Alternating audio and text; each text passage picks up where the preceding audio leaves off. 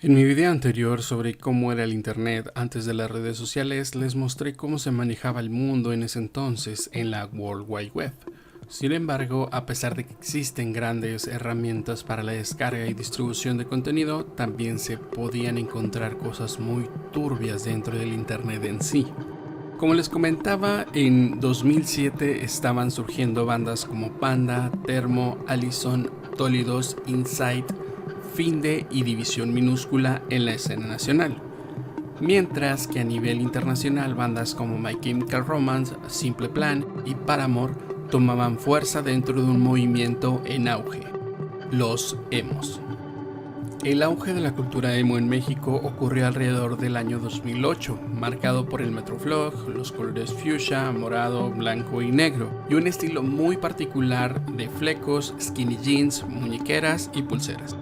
Pero esto no es lo que nos atañe el día de hoy, porque entre el 2007 y 2009, mediante Bluetooth e infrarrojo, comenzó a distribuirse un archivo con un título completamente engañoso, contenido gore relacionado en apariencia con esta cultura. Fue un día 7 de abril del 2007 en la localidad de Bazán, al norte de Irak. Una joven fue víctima de un ataque grupal que terminó en tragedia. El video no tiene absolutamente nada que ver con la cultura emo. Lo que se muestra es un crimen real de una joven ocurrido en la fecha que les mencioné. Pero, ¿quién era ella? ¿Qué llevó a este grupo de personas a actuar así? ¿Y qué se sabe realmente del caso, más allá de lo que circuló en redes? Dua Khalil Aswad, una joven de apenas 17 años, fue ultimada frente a una multitud, entre ellos policías. El caso se describe como un crimen de honor. El motivo, las versiones sobre ello varían, pero las más citadas dicen que fue ultimada por mantener una relación con un joven musulmán suní. Y además, según algunos informes, por supuestamente haberse convertido al Islam para poder casarse con él. Esto, para su familia, estrictamente yazidí, la conversión era un pecado mortal. Otras fuentes señalan que la acusación pudo estar relacionada con haber pasado una noche fuera de casa. Tras este hecho hubo repercusiones y represalias en el contexto sectario de la región. Amnistía Internacional también documentó el caso como una grave violación de los derechos humanos, y en algunos reportes posteriores se menciona que varios de los responsables fueron procesados y condenados. Lo que en su momento debió ser tratado como un caso de violencia extrema y una vida perdida, terminó reducido en internet a un archivo morboso, despojado de contexto, de nombre y de historia. Durante años este video circuló bajo un título que no tenía nada que ver con la realidad. Pero lo inquietante es que 5 años después, esa mentira dejó de ser solo una mentira. Pues en 2012, en el mismo país, la ficción se convirtió en algo real. Comenzó una persecución contra jóvenes identificados con la estética de emo. Surgió en Irak Mot al-Bloqa. Es una expresión que significa algo como muerte por bloques o muerte por golpe con bloques.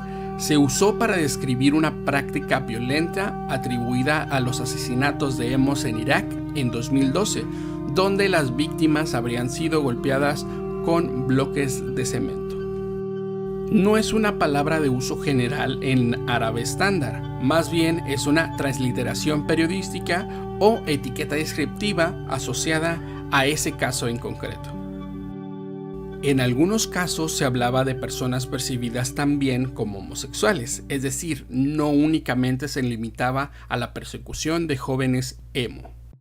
Diversos medios internacionales y organizaciones de derechos humanos denunciaron una campaña de violencia ocurrida principalmente en Bagdad. Es importante aclarar que estos hechos ocurrieron 5 años después del asesinato de Dua Khalil Aswad y no tiene relación con el archivo conocido como la muerte del emo.3gp, pero continuando con los sucesos relacionados ya directamente con esta cultura, se tienen registrados los siguientes eventos.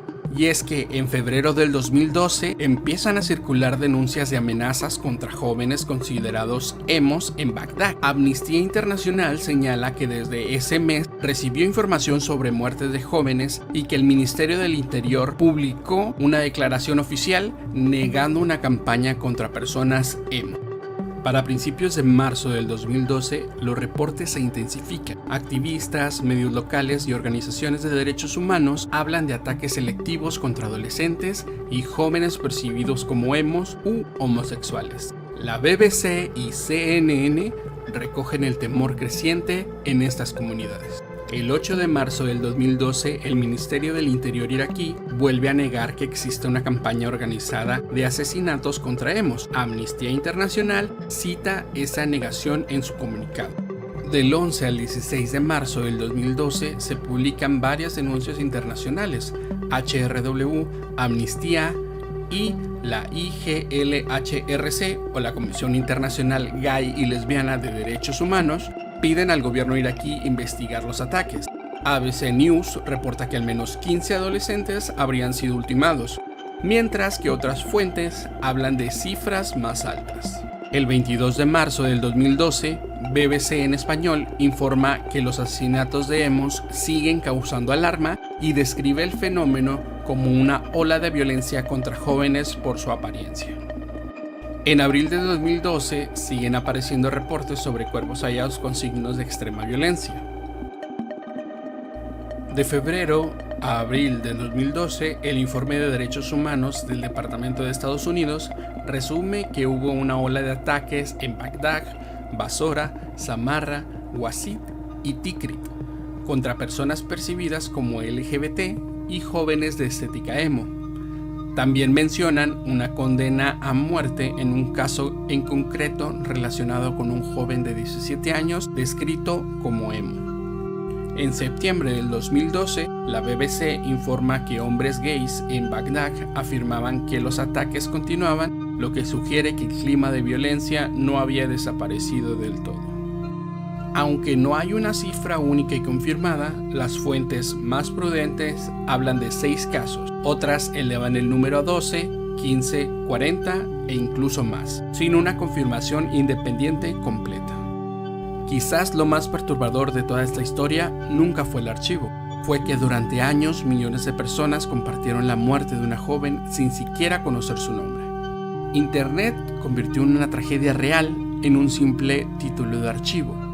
Hoy sabemos que detrás de la muerte de un emo 3GP nunca hubo un emo. Hubo una víctima real y una historia que merece ser recordada con contexto, respeto y verdad. Hoy no les mostramos el video, les contamos lo que hay detrás, 2 tragedias distintas unidas por un nombre que nunca debió estar ahí. Si te interesa conocer el origen real de otros archivos, leyendas urbanas y misterios del internet de los años 2000, suscríbete, porque esta investigación es solo la primera de muchas. Te agradecería que me dejaras un comentario y un like para que me apoyes con el algoritmo. Nos vemos a la próxima.